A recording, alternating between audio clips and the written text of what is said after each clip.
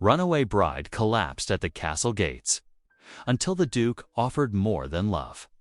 The storm raged as a young bride fled down the muddy road, her gown torn, her heart pounding. She fell in the shadow of iron gates where torches flickered against stone. Inside that castle lived a man marked by war, a duke who vowed never to love again. But when he carried her across the threshold, everything changed. He offered her shelter. And then, something far greater, yet whispers spread through the halls. A contract signed in secret, a cousin plotting betrayal, and a powerful merchant demanding her return at any cost. She was only meant to hide. He was only meant to protect. But what happens when two broken souls risk everything for a love the world forbids? Drop a comment below and share which part of the world you're tuning in from today. If you enjoy stories like this, don't forget to subscribe for more. Clara's heart thundered in her chest as she fled from the village chapel, her borrowed wedding gown catching on brambles and thorns. Behind her, angry voices pierced the morning air, led by Mr. Godfrey's commanding bellow. The fine silk shoes had already been lost to the muddy lane, leaving her barefoot and desperate. Find her. Mr. Godfrey's voice carried over the hills. That ungrateful chit will honor her father's contract. Tears blurred Clara's vision as she remembered the previous night. Her father, shoulders slumped in defeat, had signed the marriage contract with trembling hands. "I'm sorry, lass," he'd whispered. "The debts, ... there's no other way."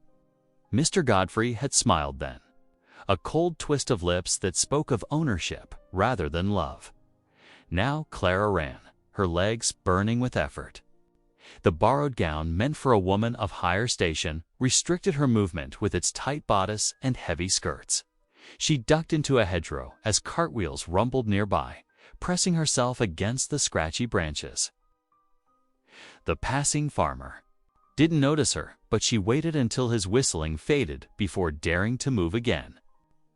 "I cannot be his wife," she whispered to herself, touching the bruises on her wrist where Mr. Godfrey had gripped her too tightly at their last meeting.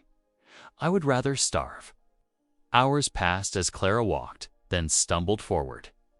The mornings. Bright sky darkened with gathering storm clouds. Her feet, cut and blistered, left tiny bloodstains on the rough road. Each step became harder than the last, but the thought of returning drove her onward.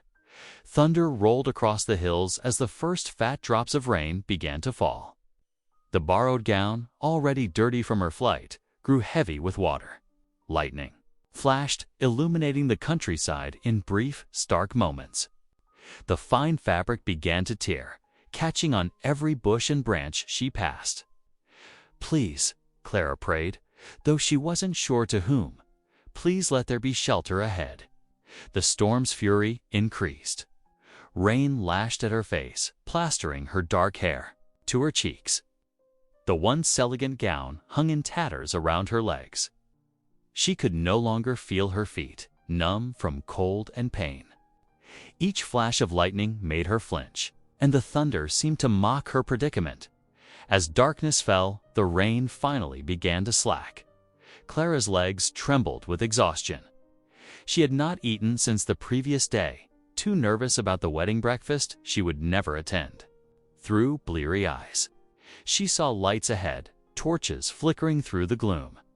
Two great stone pillars emerged from the mist, supporting massive iron gates.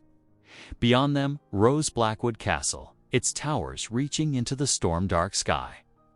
Clara had heard tales of the place, whispered stories of its reclusive master. The Duke, who had returned from war, changed in both body and spirit. "Help!" she tried to call, but her voice emerged as barely a whisper. The torchlight swam before her eyes as her legs finally gave way.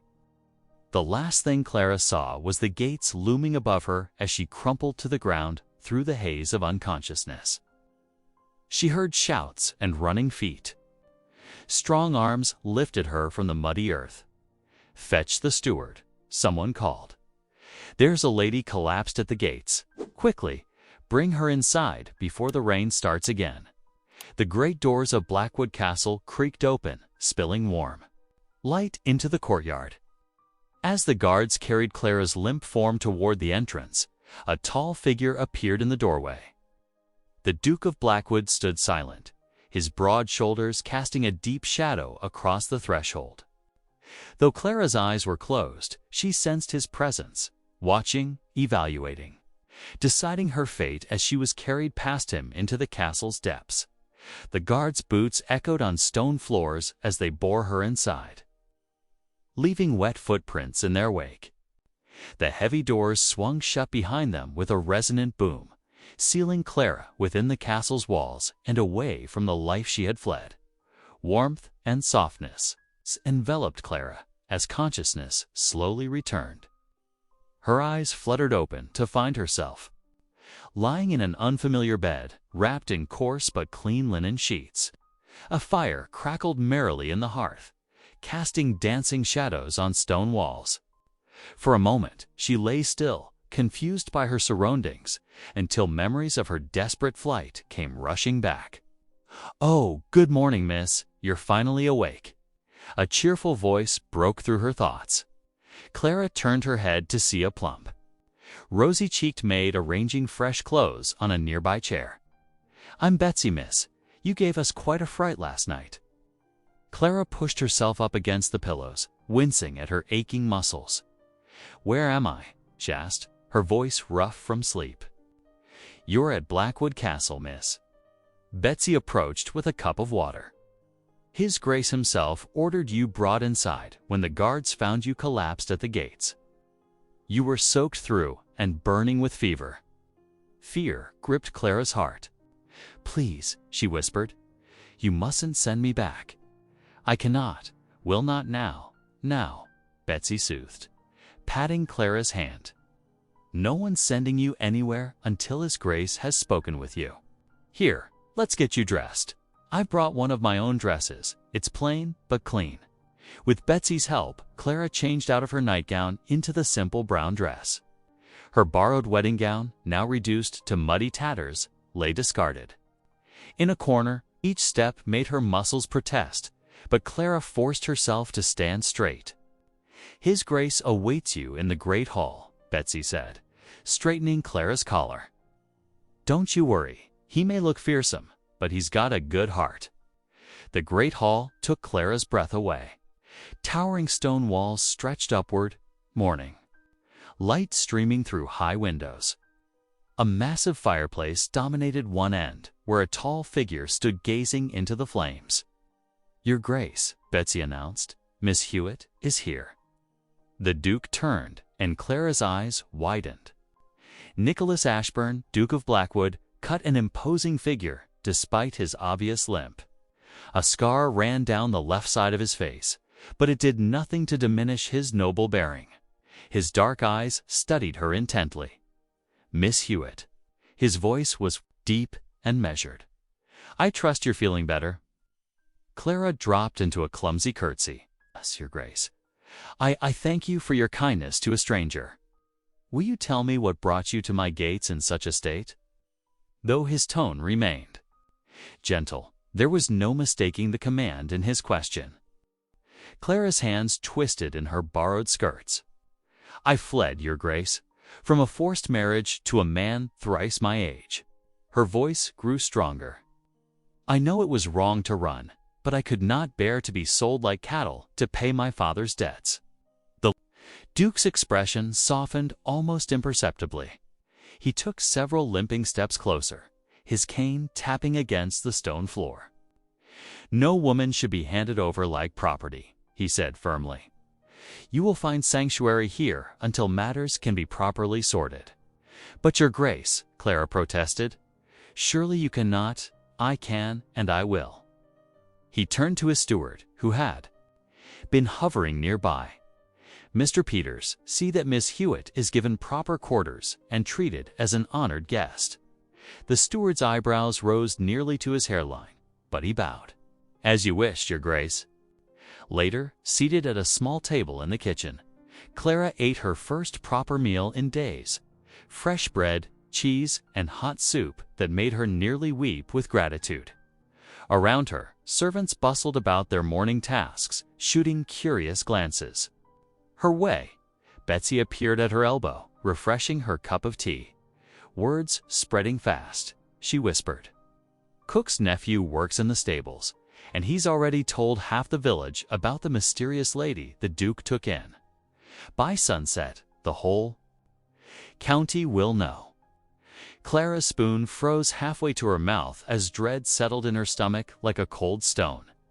She had escaped one prison only to find herself trapped in another kind of cage, one made of whispers and speculation.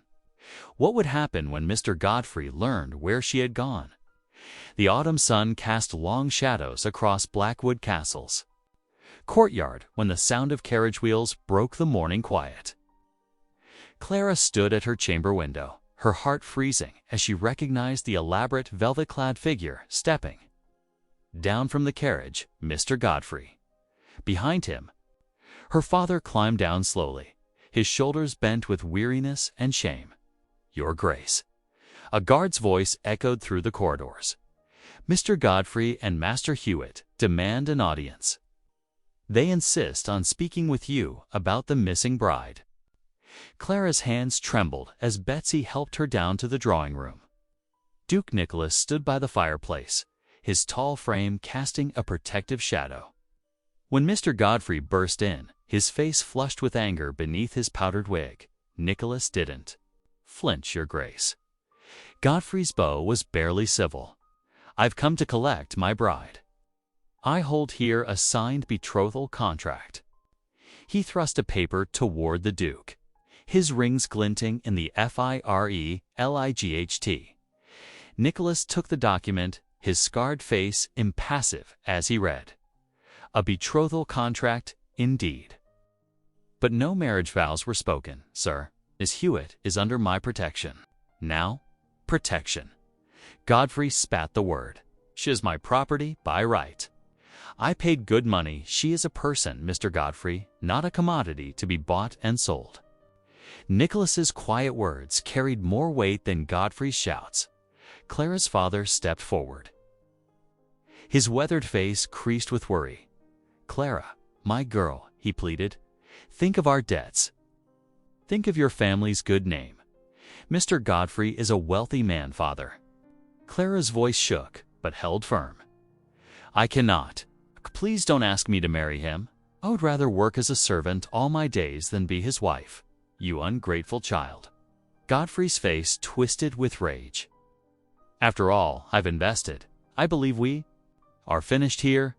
Nicholas's tone brooked no argument. My guards will show you out, gentlemen.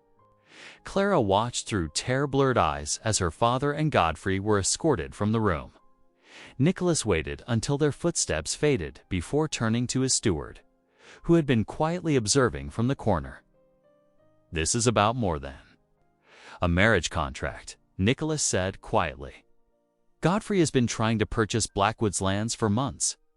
He seeks to build his influence in the Shire. Indeed, Your Grace. The steward's voice was grave. He's been buying up neighboring properties, pressing advantage wherever he finds weakness. Later that night, unable to sleep, Clara crept down to the kitchen for a cup of water. Servants' voices drifted from around the corner. His Grace is too proud to admit it.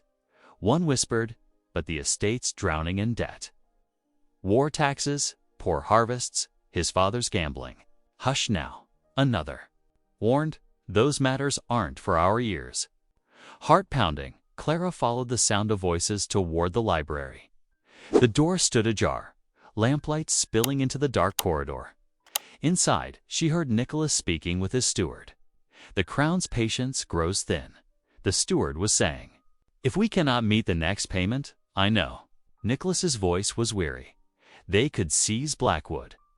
All these people who depend on us, their livelihoods, their homes. Clara pressed her hand against the cold stone wall, her mind whirling. The very castle that offered her sanctuary teetered on the edge of ruin. Her presence here had somehow entangled her fate with that of this proud, wounded duke and his struggling estate. As she stood there in the darkness, she realized she could no longer think only of her own escape. Their futures were now bound. Together, for better or worse. The morning sun streamed through the study windows as Clara stood before the Duke's massive oak desk. Her hands twisted nervously in the folds of her borrowed dress while Nicholas paced, his cane tapping softly against the wooden floor. The shelves of leather-bound books and the scent of beeswax polish made the room feel both grand and somehow intimate. Miss Hewitt, Nicholas began, his voice gentle but firm. I believe I have found a solution to both our difficulties. He paused, studying her face. I propose that you pose as my betrothed. Clara's breath caught in her throat. Your betrothed, Your Grace. Indeed. He moved closer, leaning slightly on his cane. Such an arrangement would shield you from Mr. Godfrey's pursuit.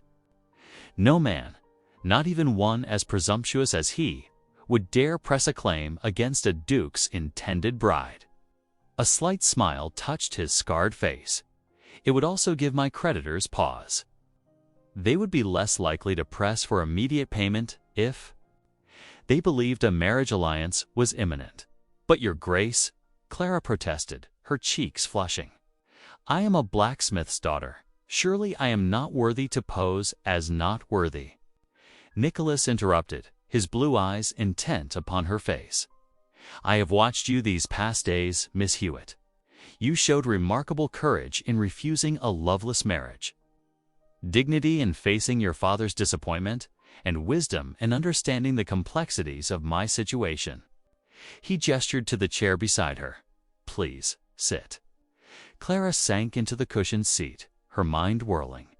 How long would this pretense need to continue? 3 months, he replied. That should give us time to address both our predicaments.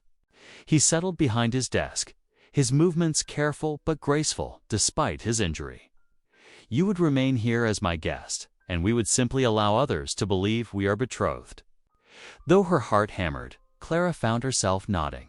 And after 3 months, you will be free to go, with a suitable dowry to ensure your independence. His voice softened. I give you my word, as a gentleman, that your reputation will remain untarnished. Very well, Clara said, squaring her shoulders. I accept, Your Grace. The corners of his eyes crinkled. Nicholas, please. If we are to be betrothed, such formality would seem strange. Within the hour, Nicholas summoned his entire household to the great hall. Servants lined the walls as he stood before the massive fireplace, Clara at his side. The steward, butler, housekeeper, and other senior staff gathered closest, our faces a mix of curiosity and barely concealed surprise. I have gathered you all, Nicholas announced, his deep voice carrying to every corner to share joyous news. Miss Hewitt has done me the great honor of accepting my proposal of marriage. A collective gasp rippled through the assembly. Clara felt dozens of eyes upon her as Nicholas continued. She is to be treated with all the respect due to your future. Duchess, I trust each of you will make her feel welcome in her new home. Betsy, Clara's maid, was the first to break into a broad smile and curtsy deeply. God bless you both, Your Grace, Miss, she exclaimed, and suddenly the hall erupted in a chorus of congratulations and well wishes. Word spread through the village like wildfire. By afternoon, Clara could see curious faces peering through the iron gates, and the sound of whispers followed her as she walked in the garden with Nicholas. The common folk seemed delighted by the tale of the blacksmith's daughter elevated by love, while carriages of local nobility rolled past with their occupants staring in unveiled disapproval. As evening fell, Clara stood on the castle's wide stone balcony, gazing out over the darkening grounds. The weight of the day's events pressed upon her shoulders like a heavy cloak. Nicholas joined her, his presence steady and reassuring at her side. Are you well? He asked quietly. She turned to answer, and found his face much closer than expected.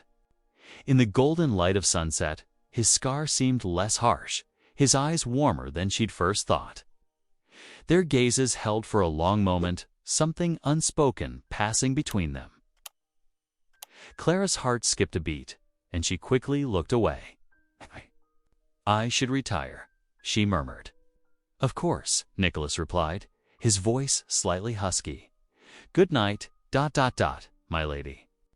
They stepped apart, each retreating to the safety of solitude, leaving the balcony to the gathering dusk and the whispers of possibility in the evening air.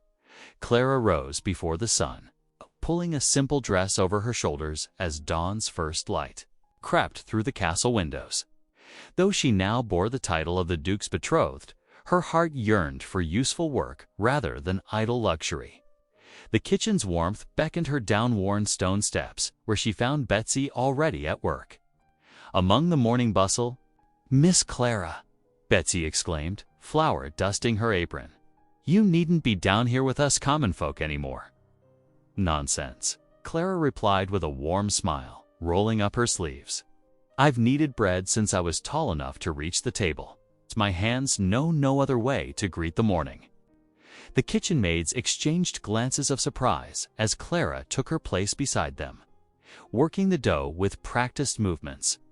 Her strong hands shaped loaf after loaf while she shared stories of her father's forge and village life, making the servants laugh with tales of mishaps and celebrations. As morning stretched toward noon, Clara noticed a pile of children's clothes awaiting mending. Without hesitation, she took up needle and thread, her stitches neat and sure from years of practice. The cook's helper mentioned they belonged to tenant families too busy with harvest to make repairs. "These little ones need warm clothes for winter," Clara said softly, her fingers flying over torn seams and missing buttons. "It's the least I can do."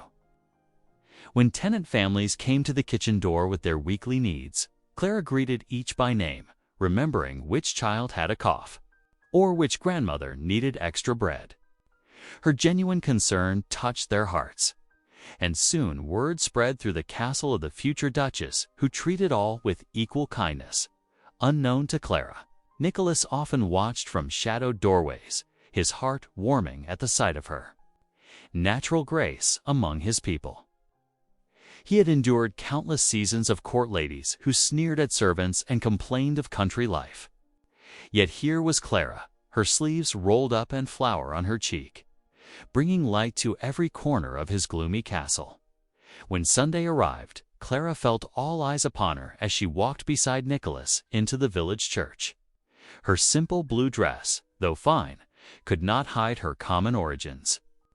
The noble pews creaked as she took her place, whispers floating through the air like autumn leaves. "The blacksmith's daughter," one voice murmured. Seated beside his grace, another answered. "Never thought to see such a day," came a third. Clara kept her eyes forward, drawing strength from Nicholas's steady presence beside her. His hand brushed hers briefly as they rose for a hymn, and she felt his silent support flow between them like a gentle stream. The service passed in a blur of familiar prayers and sermon words. As the congregation filed out into the churchyard, Clara noticed the villagers' curious glances held more warmth than judgment. These were her people, after all, who had known her since childhood. A small figure suddenly broke free from the crowd, little Mary, the miller's daughter, no more than 6 years old. She ran straight for Clara, wrapping tiny arms around her. "Skirts with complete trust, Lady Clara." The child beamed up at her. "Mother says you fixed my winter coat, and you're the kindest lady in all of Blackwood."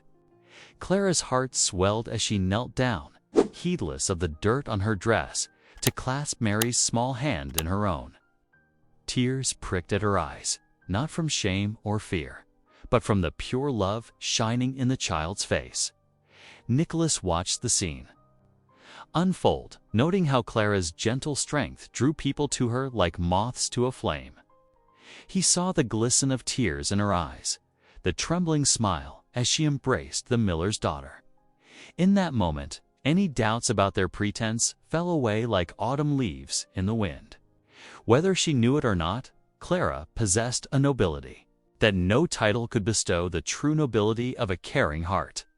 The great hall of Blackwood Castle blazed with hundreds of candles as servants scurried about, laying fine linens and polishing silver for the annual midsummer feast. Through leaded windows, Clara watched carriages roll up the long drive, their wheels crunching on gravel as they delivered finely dressed nobles from across the Shire in her chamber. Clara's hands trembled as Betsy helped her into a dove-gray silk gown, far grander than anything she had ever worn. The fabric whispered against her skin like water, making her feel both transformed and terribly out of place. "Stop fidgeting, miss," Betsy said warmly, adjusting the lace at Clara's throat. "You look every inch a duchess already." "I fear I shall trip over my own feet," Clara confessed, touching the delicate pearl drops Nicholas had sent up for her too. Where? Or use the wrong fork, or a gentle knock interrupted her worries. Lady Margaret, Nicholas's cousin, swept in wearing deep blue velvet, her kind face bright with excitement.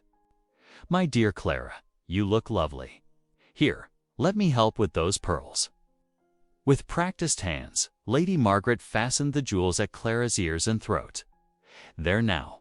Remember what we practiced: small bites, gentle sips, and when in doubt, follow my lead at table." Clara gave her a grateful smile. Lady Margaret had spent the past week teaching her the intricate dance of noble manners, which spoon to use for soup, how to fold her napkin, when to speak, and when to listen. Unlike some of the other noble visitors, Margaret treated Clara with sisterly affection rather than barely concealed disdain. The great hall hummed with voices as Clara descended the stairs on Nicholas's arm. Her heart fluttered at his nearness, at the strength in his hand as he guided her.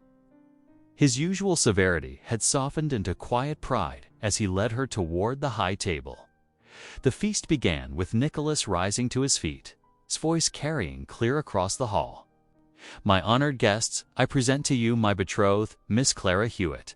His hand found hers, warm and steady. "Soon to be Duchess of Blackwood." A heartbeat of silence followed. Clara held her breath. Then, from the lower tables where the villagers and tenant farmers sat, a cheer erupted. These were her people. The baker who had known her since childhood, the carpenter who had worked alongside her father. Their honest joy wrapped around her like a warm embrace. Even the nobles, who had arrived with arched brows and whispered judgments, seemed to soften as the evening progressed. Clara's natural grace and genuine interest in their conversations gradually won them over. She listened intently to tales of their lands and families, asked thoughtful questions, and shared modest insights about managing household matters. When the tables were cleared for dancing, Nicholas appeared at her elbow. "Shall we open the dancing, my lady?" His eyes held a warmth that made her breath catch. "But your leg, your grace, will it pain you?" she whispered, knowing his old war wound troubled him still. His smile was gentle. "For this dance, I shall feel no pain at all." They moved together to the music, his hand at her waist, hers on his shoulder. Though Clara had never learned formal dances, Nicholas guided her surely through the steps. She felt the curious eyes upon them, heard the whispers behind fans and hands, but for once they did not frighten her. In Nicholas's arms, she felt steady, protected, as though she had found her proper place at last. When he drew her slightly, closer than strict propriety allowed, she did not pull away. Their eyes met and held, speaking silent words that made her cheeks flush and her heart raced, as the last candles burned low and guests began departing. Clara climbed the stairs to her chamber. Her feet ached pleasantly from dancing. Her mind swirled with memories of the evening. But most of all, her heart thundered with a new and frightening realization. The pounding in her chest was not the old familiar fear of being found wanting. Instead, it was something warmer, sweeter, more terrifying. Love, she thought, pressing a hand to her racing heart. This is what love feels like. The morning sun cast long shadows through the castle's windows. As a messenger thundered through Blackwood's gates on horseback, his mount's hooves echoing against the cobblestones. In his leather satchel, he carried papers sealed with bright red wax that would shatter the peace of the past days. Nicholas sat in the solar, his fingers tracing the edges of the official documents spread before him on the oak desk. The morning light caught the scarred side of his face as his expression darkened with each line he read. The steward stood nearby, wringing his hands as he waited for his master's response. "This is grave indeed," Nicholas said quietly, his voice tight with controlled anger. "Godfrey has filed a formal claim with the magistrate. He presents a marriage contract bearing both his signature and that of Clara's father, properly witnessed." He pushed back from the desk, his worn-injured leg causing him to wince as he stood. The steward cleared his throat. "Your Grace, if the lady was indeed promised in a binding contract." She spoke no vows. Nicholas cut in sharply. "Yet this document could destroy her reputation, and mine, for harboring her." He limped to the window, watching servants go about their morning tasks. In the courtyard below, among them was Clara, helping to hang linens, her genuine smile warming even the oldest washerwomen's hearts. The crunch of carriage wheels on gravel announced an unexpected visitor. Lady Evelyn Ashburn swept into the solar without waiting to be announced, her silk skirts rustling with each calculated step. Her perfectly arranged golden curls framed a face that might have been pretty if not for the hint of cruelty in her smile. "Cousin," she said, dropping into a precise curtsy, "I came as soon as I heard the shocking news." She produced a delicate fan, flicking it open with practiced grace. "Though I can hardly say I'm surprised." Nicholas's jaw tightened. "What do you mean? Oh, come now." Evelyn's laugh tinkled like breaking glass. "Surely you see it. A common blacksmith's daughter suddenly appearing at your gates, worming her way into your protection, and then, how convenient, into a false betrothal." She moved closer, lowering her voice. "She's clearly a schemer, Nicholas, after your wealth, your title. And now this scandal threatens us all." "Us." Nicholas's voice was dangerously quiet. "The family name, the estate." Evelyn's fan snapped shut. "I've already written to our connections at court. The Crown takes a dim view of nobles who harbor runaway brides and mock the sanctity of marriage contracts. They might well decide Blackwood needs more suitable management." Unknown to them, Clara stood frozen in the corridor outside, a basket of fresh linens clutched to her chest. She had come to ask Nicholas about preparations for the harvest festival, but his cousin's cruel words pierced her heart like thorns. Tears burned in her eyes as she turned and fled, her soft footsteps masked by the argument continuing within. The day passed in a blur of misery. Clara went through her tasks mechanically, her mind spinning with guilt and fear. Every kindness shown to her by the servants now felt undeserved. Every smile Nicholas had given her seemed a betrayal of his trust. She had brought nothing but danger to the man who had protected her, nothing but shame to these halls that had sheltered her as midnight approached. Clara slipped from her chamber and made her way to the castle's small chapel. Moonlight filtered through the stained glass, painting the stone floor in pools of color. She knelt before the altar, her borrowed nightdress pooling around her like spilled milk. "Please," she whispered, tears falling freely now, "show me what to do." The chapel remained silent, save for the occasional crackle of candles. But as Clara gazed up at the wooden cross, crushing clarity filled her heart. She could not stay and watch Nicholas lose everything because of her, could not bear to see Blackwood seized, its people scattered, all because she had been too selfish to face her fate. "I must leave," she breathed through her tears, the words both prayer and promise. "It's the only way to save him." Her fingers clutched the rough stone of the altar steps as she bowed her head. shoulders shaking with silent sobs. Outside the chapel window, an owl called once in the darkness, its cry lonely and forlorn.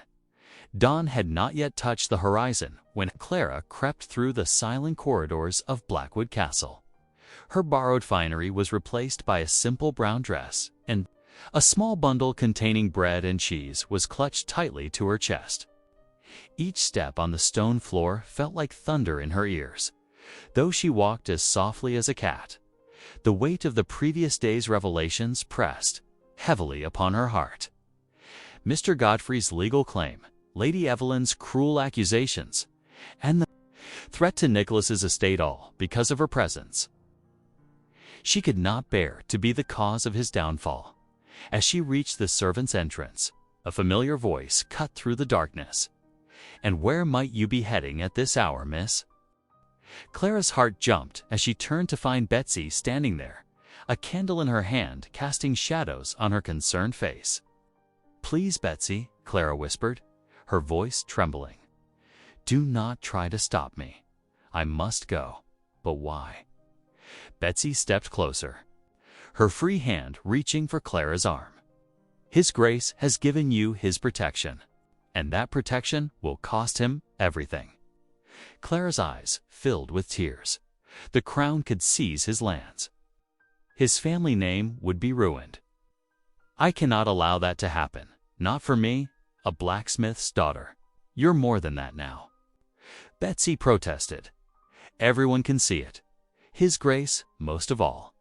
Clara shook her head firmly. "Which is why I must leave before more damage is done." She squeezed Betsy's hand. "Thank you for your kindness, dear friend. Please, let me go." Something in Clara's voice must have reached Betsy's heart, for the maid's shoulders slumped in. "Defeat, at least take my warm shawl," she said, removing it from her own shoulders. "The morning air is cruel." With a final embrace, Clara slipped out into the pre-dawn darkness. The summer morning was indeed chilly, mist clinging to the ground. As she made her way down the woodland road, each step away from Blackwood Castle felt like a knife in her heart, but she forced herself onward. The sun had climbed high in the sky when she heard the thunder of hoofbeats approaching. Her heart knew before her eyes confirmed it Nicholas. Atop his great black stallion, his military bearing unmistakable even from a distance. He had found her. He dismounted with difficulty, his worn-injured leg causing him to stumble slightly as he approached her. "Clara," he called out, his voice rough with emotion. "Stop this madness." "Your Grace," she replied, trying to keep her voice steady. "Please return to the castle.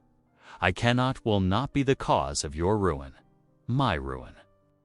Nicholas stepped closer, his scarred face intense. "Do you not see that letting you walk away would be my true ruination?" "The documents," Clara protested. "Mr. Godfrey's claim. Your cousin's threats to appeal to the crown. Let them come," Nicholas declared with sudden fierceness. "Let them bring their papers and their threats. I am still the Duke of Blackwood, and I will defend what I hold dear." "But why?" Clara's voice broke. "Why risk everything for me?" Nicholas closed the distance between them, his hands gentle as they clasped hers. "Because in these past weeks you have brought more life and warmth to Blackwood than it has known. In years, because your kindness to my people, your strength in the face of adversity, your genuine heart." He paused, struggling with words that seemed to come from deep within. "Because I love you, Clara Hewitt, and I cannot let you go." Clara trembled, tears flowing freely now.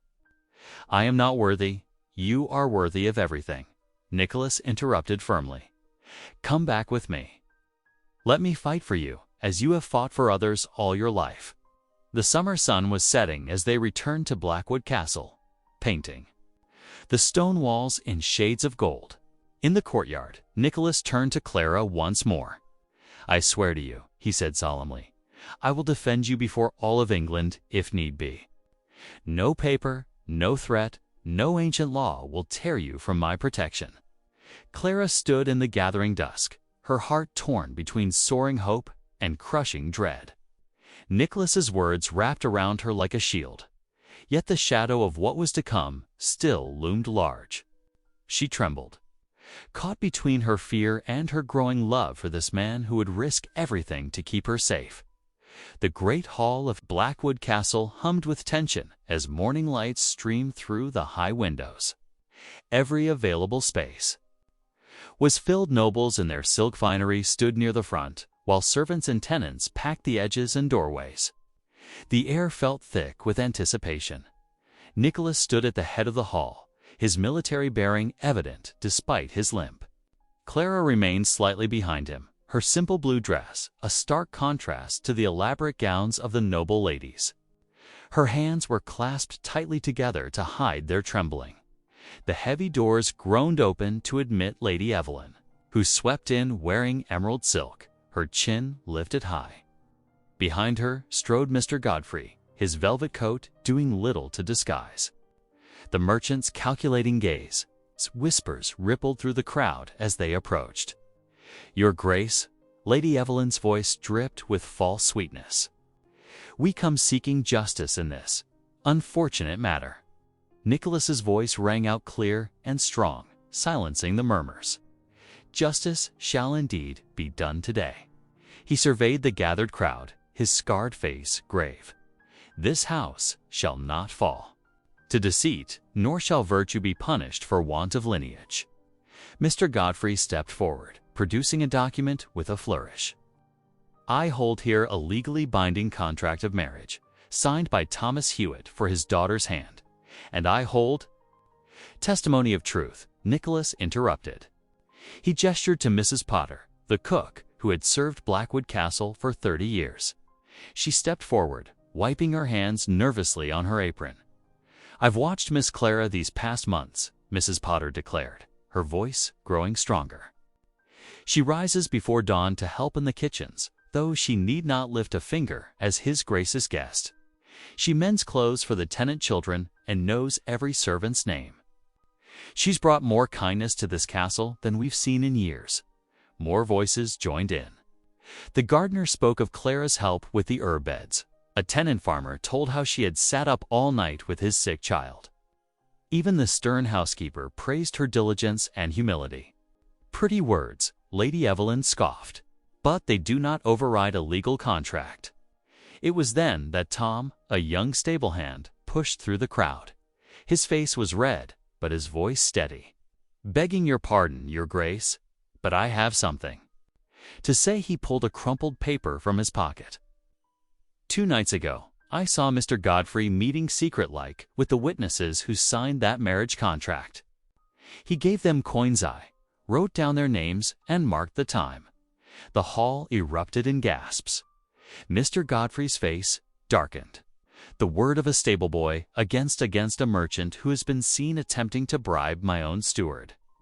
Nicholas's voice cut like steel. "Against a man who would forge documents to gain control of my lands." Clara's father, who had been standing silent in the crowd, suddenly fell to his knees. "I cannot bear this shame any longer," he choked out. "The contract I signed it when drunk with Godfrey's gold in my pocket. I betrayed my own daughter for coins." He turned to Clara, tears streaming down his weathered face. "Can you ever forgive an old fool, my girl?" The hall fell silent. Clara stepped forward, her heart aching but her voice clear. "You are my father," she said softly. "You raised me alone after Mother died, taught me honest work and dignity." She helped him to his feet. "I forgive you."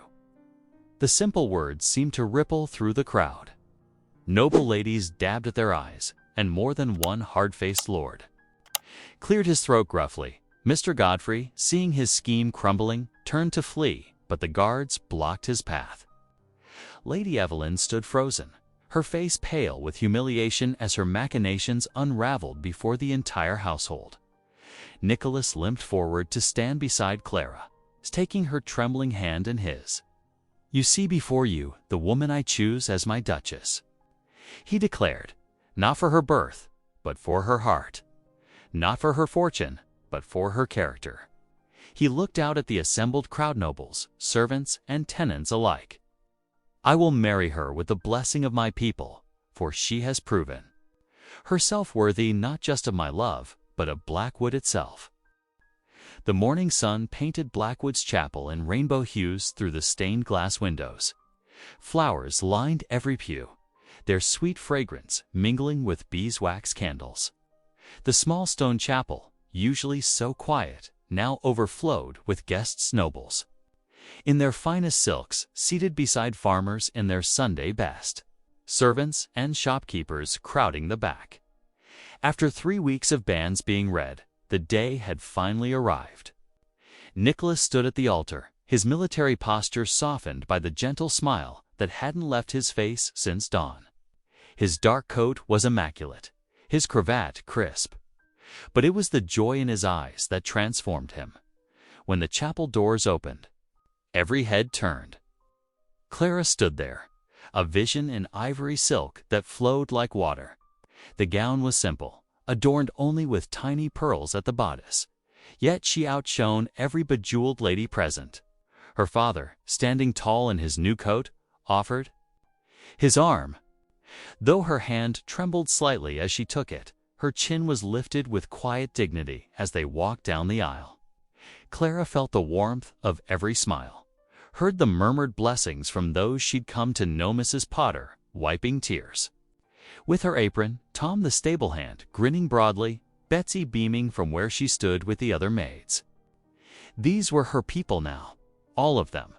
Before the altar, her father placed her hand in Nicholas's steady grip. The minister's words rang clear in the hushed chapel. "Dearly beloved, we are gathered here today, ... They spoke their vows with voices that carried to every corner. Nicholas's eye will resonated with quiet strength, while Clara's rang with pure conviction. As the minister blessed their joined hands, Nicholas squeezed her fingers gently, his touch conveying all the words they'd yet to share. Then Nicholas leaned forward, and their lips met in a kiss that was both tender and triumphant. The chapel erupted in cheers, not just polite applause, but genuine joy that echoed off the ancient stones. In that moment, something shifted in the very foundations of Blackwood. Rank and birth ceased to matter, replaced by the simple truth of love and worth. The great hall blazed with celebration afterward. Tables groaned with feast day dishes, wine flowed freely, and laughter rang from every corner. Nobles who had once scorned Clara now sought her blessing. Servants who had feared Nicholas now toasted his health openly. The old barriers melted away like spring frost in sunshine. As evening drew near, Clara and Nicholas slipped away to their favorite balcony. The summer air was sweet, and fireflies rose from the darkening fields like earthbound stars. Below them, the sounds of celebration continued, but here they found a moment of peace. "Look," Clara whispered, gesturing to the gates where she had collapsed that stormy night. "I was so lost then, so afraid. And now." Nicholas drew her close, his warmth steady and sure. "Now I'm home." She turned in his arms, eyes shining, in ways I never dreamed possible. The castle bells began to toll, their joyful pealing rolling out across the countryside. Clara gazed at the stone walls that had first offered her shelter, now transformed into the heart of her world, her refuge, her triumph. Everything she had endured had led to this moment. Nicholas pressed a kiss to her temple. "You gave me more than love," he whispered, voice rough with emotion. "You gave me life anew." Thank you for watching. If this one reached you, consider subscribing.